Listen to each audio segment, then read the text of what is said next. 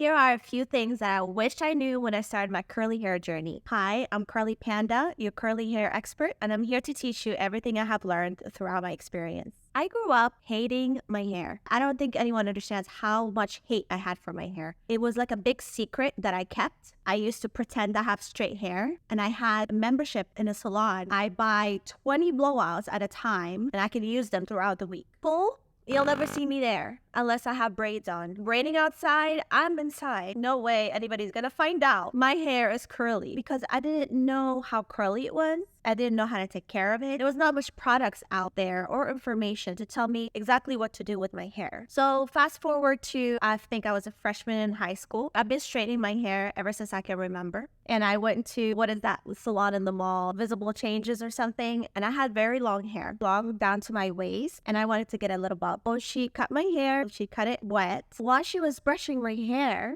would just coil up. I guess because she had cut all the damage off and my hair would just coil up. That was the first time I've ever seen my hair do that. And I was just in awe. I was like, what? What is going on? What did you put on my hair to make it look like that? And she's like, no, girl, that's your hair. Anyway, she went ahead and straightened it and I forgot about it. I tried to go natural, but life goes on and I kept relapsing back to the straightener until about 8 years ago. I decided that's it. Finally, I'm gonna ditch the straightener. I'm gonna try to embrace my hair curly. I saw Hi Felicia on Instagram. I fell in love with her curls. I wanted to do the same. I started an Instagram page to document my progress. I didn't put much thought into it. I just wanted somewhere where I could just post and see how far I've become with my curls. My hair was fried. It was straight. I'm gonna add a picture here to show you, but it wouldn't curl for the life of me. As anybody who tried to start their curly hair journey know how frustrating the first couple months are. My hair didn't have a shape. It wasn't straight. It wasn't curly. It was frizzy. It was nothing that I loved. I would put on gel and it would look all crispy and crunchy, shapeless.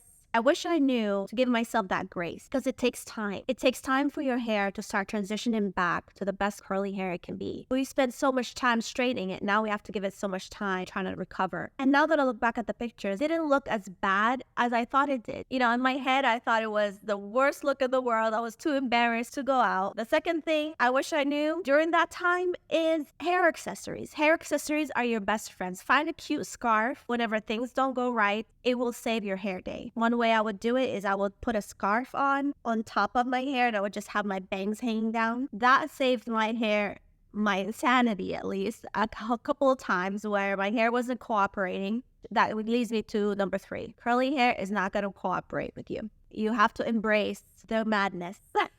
You have to embrace the madness. You have to fall in love with your hair. That's you. That's growing out of your scalp. That's what you were born with. It's not something that needs to be controlled. It's something that you need to help it just be wild and fall in love with it that way. Okay, so I started my journey, right? Did not want to get a big chop. I was terrified of that. I wanted my hair to be long. But unfortunately, you have to cut off the damage. You don't have to do a big chop. You can do it slowly, 1 inch at a time or whatever. But you have to cut off that damage. There's nothing that's going to revive the hair. Nothing. Nobody can sell you any snake oil on the market that tells you it's going to bring your hair back to life. No, because the hair is already dead. So when you fry it, there's no going back. There is no way to bring that back. So you would have to cut it off. So the first step, I wish I would have convinced myself to just go for it and get the big chop. But I was too chicken. That made my process much longer. Next is bond builders. Bond builders for the first couple months, your best friends. I would bond build while curl training once a week. I would use Allplex number 3, but now there's a lot of other ones on the market that are great. I would deep condition my hair once a week. When I started doing that within 1 month, I started seeing that beautiful ringlet that I was craving so much. It looked amazing. I think the curl training really did help. That's when I started to see my curls come back to life. I started seeing the ringlets like a light at the end of the tunnel. Once I started seeing those results, I really continued with it. I know it sounds hard. Oh, once a week, I have to do the 2 treatments. But once you start seeing the results, you're going to look forward to those days because I wonder how my hair is going to look like after next treatment or after the next treatment. I did that for about 2 months religiously. Every week, deep conditioning. I would use Repair Don't Despair by Baroggio. I don't know if I'm saying it right. And Allplex number 3. Sometimes I will add a little steam to it just to activate it a little bit better. I learned that by month 2, I think, and it really does help.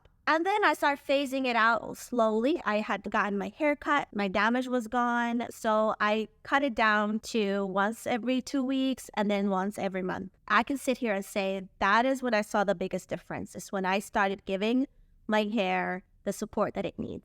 Next, I should have said that the first one. Go ahead and buy that bonnet, that silk pillowcase, because no matter how much effort you put in your hair and it comes out great or it comes out not that great, it's gonna be worse the next day. It's gonna be worse the next day when you go to sleep on that cotton pillowcase. It's going to frizzy up your hair. You're going to hate it the next day. So go ahead, invest in a bonnet and a satin pillowcase. That's gonna help your hair last much longer and not have those frizzy hair. I wish I would have invested in that much sooner, because a lot of my frustration was on day 2, 3, 4. I couldn't get my hair to stay looking presentable longer than one day. The next day, it's messed up. I didn't really think the satin bonnet and pillowcase did that much difference. I just thought it was like kind of a luxury that people do, but no, it does. It does. It makes a lot of difference. So the first thing you need to do is buy that. And even if you don't have curly hair, satin pillowcase and a bonnet is great for every kind of hair. It doesn't matter what gender you are. It doesn't matter how long your hair is, how short your hair is. Satin pillowcase is great for your hair and your skin. You have to completely ditch your straightener, your blowouts, and your chemicals, especially in the first year or so. You want to completely ditch that so your hair can just come back to its natural state. You might think, oh, well, one time won't hurt. It will. It will hurt, especially if your hair hasn't recovered completely. Now, after you're already in your journey and you feel like straightening your hair every once in a blue moon, go for it. Use heat protectant. You just have to take care of all that work you put in to make sure it lasts. And that's when you're going to see your hair starting to grow long, is going to start being super healthy, is going to bring out a new personality of yourself that you never knew. Because now you can go outside, doesn't matter if it's humid, if it's raining, if you're jumping in the pool. You never had that fear, oh, my hair is going to mess up. And trust me, I know that fear. I don't know who put that fear in us. It's not fun to have. It was like the worst. Another thing I wish I learned is technique matters more than products. Yes, products are important. Products is just what determines how long my hair lasts. It doesn't matter what kind of product I put in my hair. My results are pretty consistent. One of the techniques that are very important is to figure out a way to clump your curls. What do I mean by that? You want them to stick together. You want a way to smooth in the product, not just squishing them on. So you can use brush styling or you can use the prayer hands. You need to find a way to clump your hair. And always style your hair when it is soaking wet. Curls need that water. Frizz is just a curl waiting to happen. Water is what makes it beautiful. Products is what holds it in place. So get it wet, get the beautiful curl out, then apply your products on there so they can hold all of that in place. And don't be afraid of a cast. I used to be so terrified of a cast because I didn't want my hair to look like a ramen noodle. I don't know if anyone ever been made fun of that way, but I have. Anytime I would do my hair and end up with a cast, I hate it. I go wash it off. Not realizing that I just had the best style because all I had to do was break the cast. So the cast is there to hold everything in place while it dries. It makes sure you're not getting frizzies out. It makes sure that your coils are just toiling, staying in place. They're not puffing up. So when your hair is completely dry, 100% dry, all you have to do is put some oil on your hands and just crunch out the crunch. And separate the more you separate it, the bigger it becomes. For me, I got obsessed with big hair. I wanted the biggest curls ever because I realized the bigger it is, the more beautiful it looks.